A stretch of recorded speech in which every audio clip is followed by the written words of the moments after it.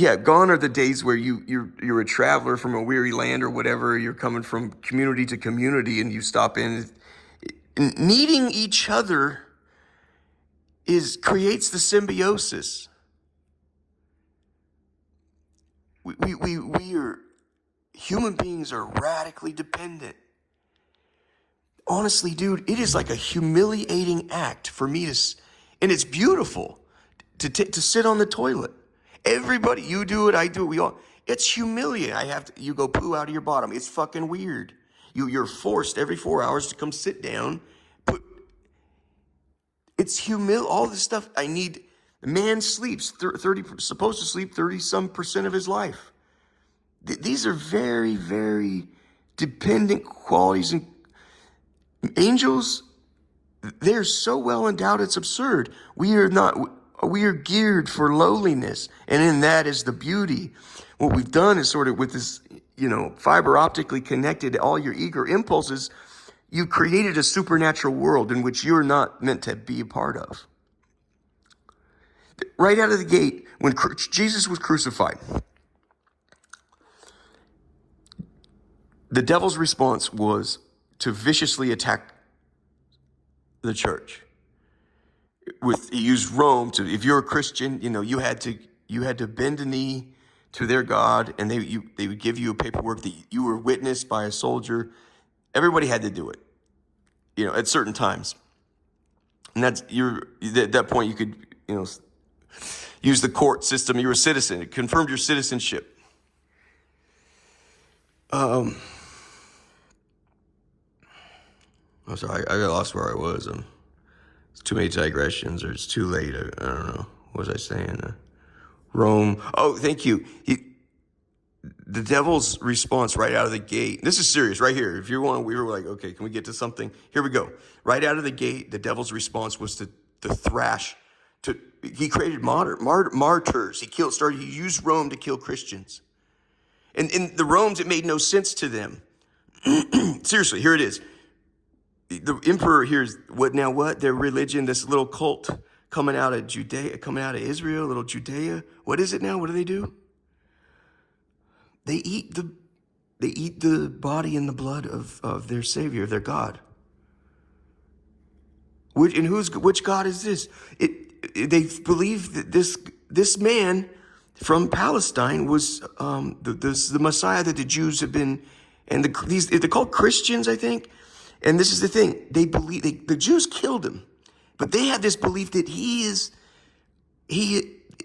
when he died, the blood, they believe that after 3 days he rose again. Which I'm sure you've heard about that. You remember that like several years ago? Yeah, of course, everyone heard about that. It was well known. Okay, this is the thing. Apparently, they say he went back to heaven, and they pass out wine and bread, and their priests will bless it, and they say that is the blood. So they drink theoretically what they're doing. They drink the blood and eat the flesh of their Savior, and this keeps them in communion with their God. It's a part of their practice and in their church. And it was one of the few things that just made no sense. It was like one more reason to not like this little cult that actually I think it was catching fire quite substantially with the Apostle Paul hitting the road like he did Paul and Barnabas and so forth, and Peter, I think, out in Rome. But the devil, right out of the gate, his response was attack the church, attacked us. And so before long, they would crucify him, and they'd take him to the Colosseum, and they would put him on crosses, and then they'd soak him in like kerosene and light him on fire. So those were the street torches, were Christians. It was known if you're a Christian. This is what the devil helped arrange. There was one where, you sit down in the toilet and poop comes out your bottom. You got a little butthole. They had one piece of wood that was sharpened, and they set you on top of there, and they try to get it right up your little butthole there, and it'd be sharpened, and they just keep you up there, and slowly you're supposed to slide down, and it would kill you like that. They had somewhere,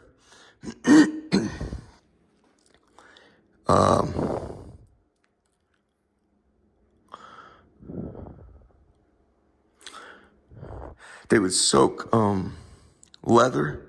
They would soak leather, wrap you in that soaked leather, tie it super tight, knot it really good, set you out in the desert, and the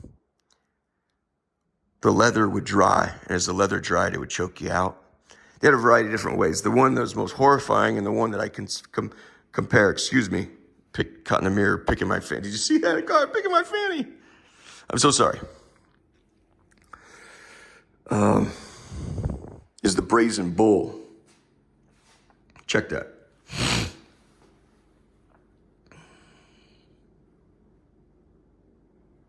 The Bronze Bull. So it was an emperor. He had a bronze bull made. He goes inside the bull. The idea was to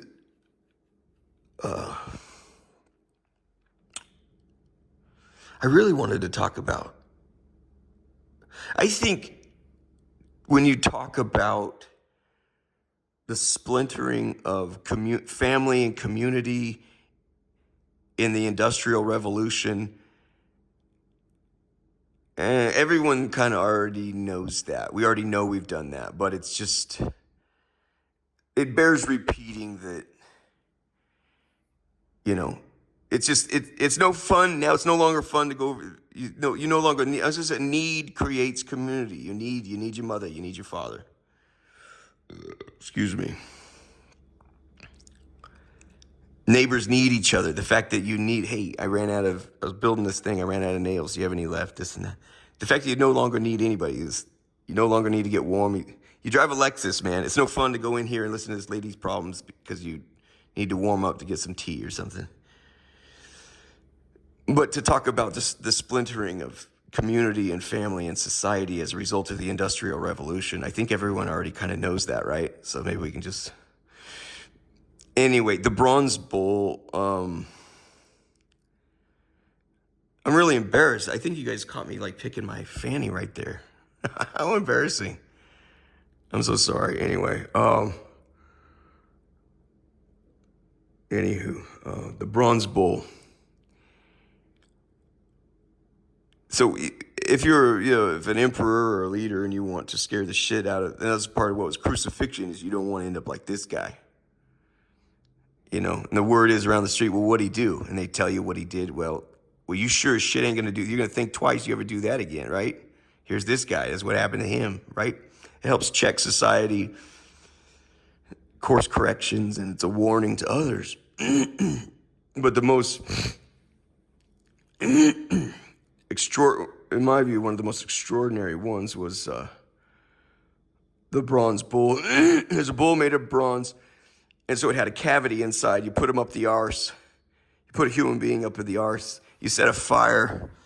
You put kindling and wood. And you set fire up. And the Bronze Bull heats up. And so it cooks you to death.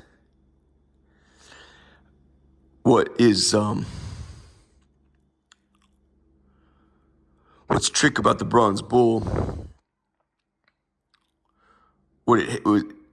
It had an instrument inside it, and it had in its throat was an instrument, and coming out of the mouth of the bull was the part of the horn. So you couldn't see it, but eventually you heat him up. So you get him inside. It's a death sentence, right? You get him inside, you light the fire. Eventually the bull gets so hot. Excuse me. You cannot help it. You're going to scream, and you're going to be desperate for oxygen. Heat and fire depletes oxygen. So eventually, once you're in the death throes, you go up and you put your mouth on the instrument that has oxygen here, and you suck and scream at the same time.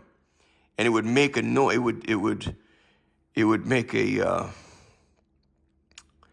music, the most horrifying music you ever heard in your fucking life.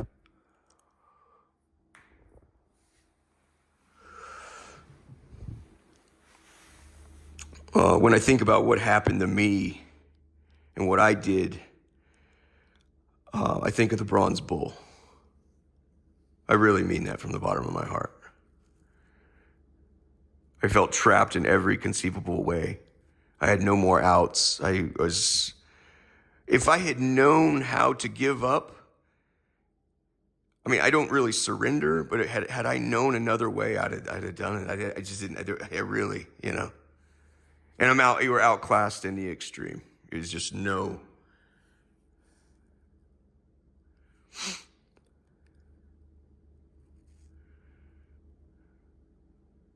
I found like an outlet. I found an outlet on the phone to send text messages. And that night when I hit that crystal meth, that was what they'd been waiting for. And that's me, dying. That's me dying. And in fact, the guy who made it, the artisan, the craftsman that made the bronze bull, they had talked about it. This is what I need. It was an emperor, and I can't remember his name. It's in history, just look it up. But he says, yeah, it's an unbelievably evil contraption. But he's done making it. And the words we have in history, and this is nearly 2,500 years ago, something like that. So we're not sure exactly what he said to the emperor, but he's done with it. He's very proud of it.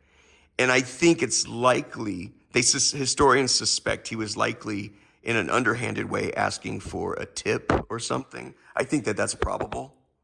And I think the emperor did not like that.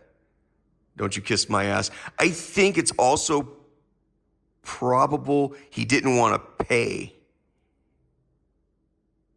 He was probably looking for a reason to be pissed. That's what I think. So he finishes the bull, finished making this bull, and he tells him, he says, I'm so proud of this thing. He says, I believe it is going to create some of the most pathetic notes you've ever heard in your life. He looks at him, he goes, what? He goes, this is going to be so awesome. I think it's going to create some of the most pathetic notes you've ever dreamed of. He says, throw him in right here. No. What did he say? He says, can you go? He gets him to go in. He says, can you show it to me? Yeah, I think that might have been what it was. Can you show it to me up? He said, yeah. So anyway, he gets in there. He goes, close it. He sets him on fire. I think maybe the guy was asking it was an underhanded way to ask for a tip. But I think also the emperor was probably already looking for a reason to get out of fucking paying for it. And it's clear if you have this thing made, you're looking to join the I'm not fucking around club anymore. Right? Yeah. So at any rate, he immediately, I'm not sure, I cannot remember that part of the story exactly if he immediately says, throw him in, or if he says, can you just show it to me then? He gets him in and then they close it. At any rate, he's immediately thrown in and set on fire. I promise you, this is how I feel about what had happened to me. And it's being an admirer of strategy and tactics in war, absolutely... It was beautiful. It was beautiful.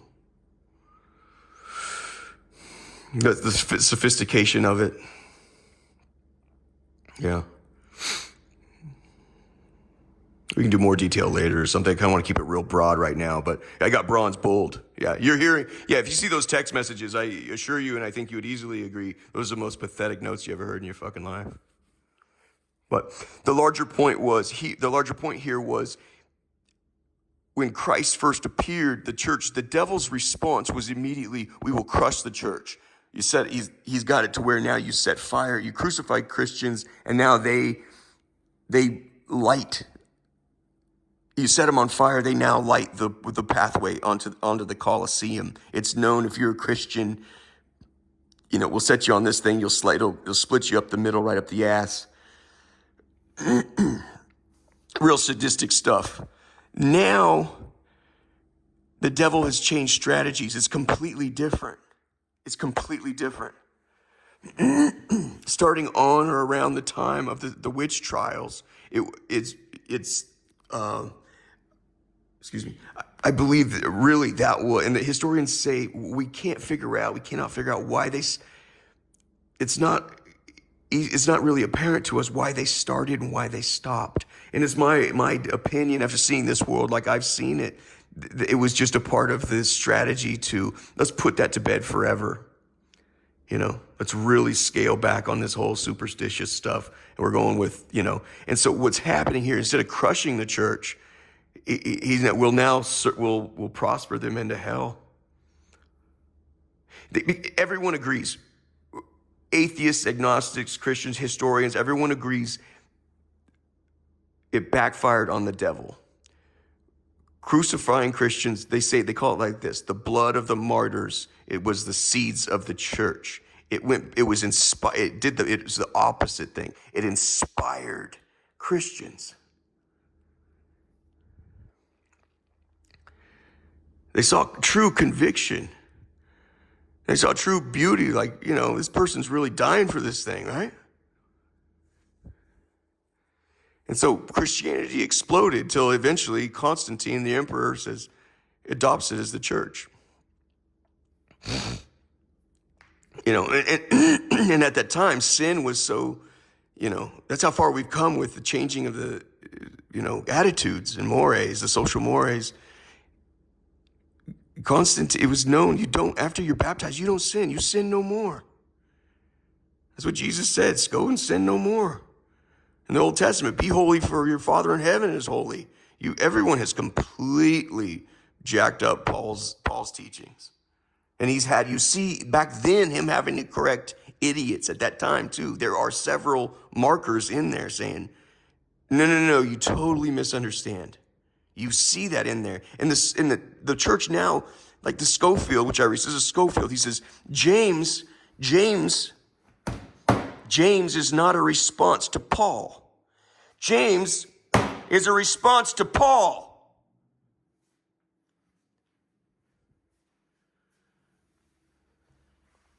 James says, without works, the faith is whatever.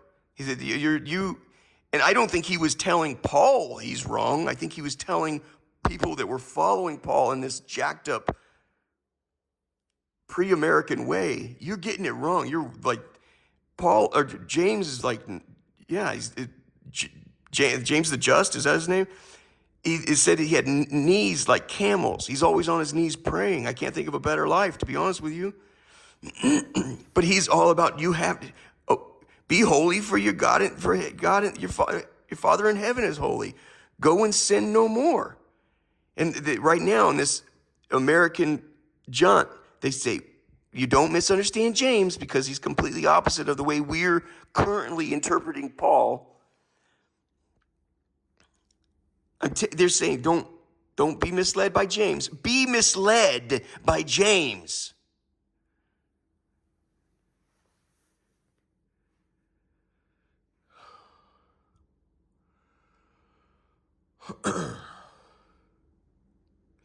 So it's a new strategy from the devil, in my view, where we used to crush the church and it backfired. Now they'll do anything if they win your soul, they'll do anything. They'll serve you. They'll put you in charge. You're the master. You're the master, and you're the commander. Like they say in The Devil's Advocate, every eager impulse fiber optically connected. Well, why would you stop in and have tea with the neighbor? You no longer need the neighbor, especially when you got a computer. You can dial up. What is it this week? Is it a blonde, brunette, redhead? Redhead with some kink. Everything's like on a menu now, right? Anyway, my point is the strategy. I don't know, where do I go from there? I forget what I was kind of saying. Was the strategy, the devil's strategy has changed. So now you have a society where it's he's prospering you into hell as opposed to chopping you up and sending you to heaven,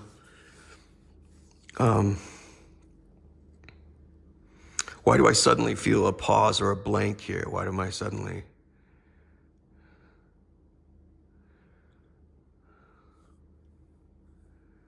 Huh.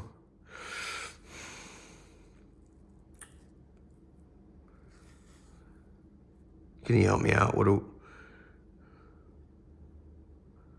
I just went flat, or you just went flat, or we both just went flat? What?